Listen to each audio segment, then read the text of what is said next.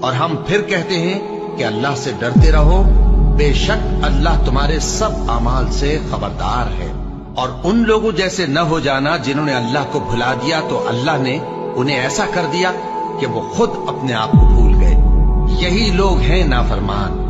اہل دوزخ اور اہل بہشت برابر نہیں، اہل بہشت ہی کامیابی حاصل کرنے والے ہیں۔ اگر ہم یہ قرآن کسی پہاڑ پر نازل کرتے تو تم اس کو دیکھتے کہ اللہ کے خوف سے دبا اور پھٹا جاتا ہے۔ اور یہ مثالیں ہم لوگوں کے لیے بیان کرتے ہیں تاکہ وہ غور کریں۔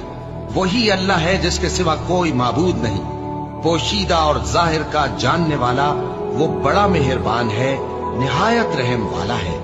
وہی اللہ ہے جس کے سوا کوئی عبادت کے لائق نہیں، بادشاہ حقیقی، ہر عیب سے پاک، سلامتی دینے والا، امن دینے والا، نگہبان، غالب، زبردست، بڑائی والا۔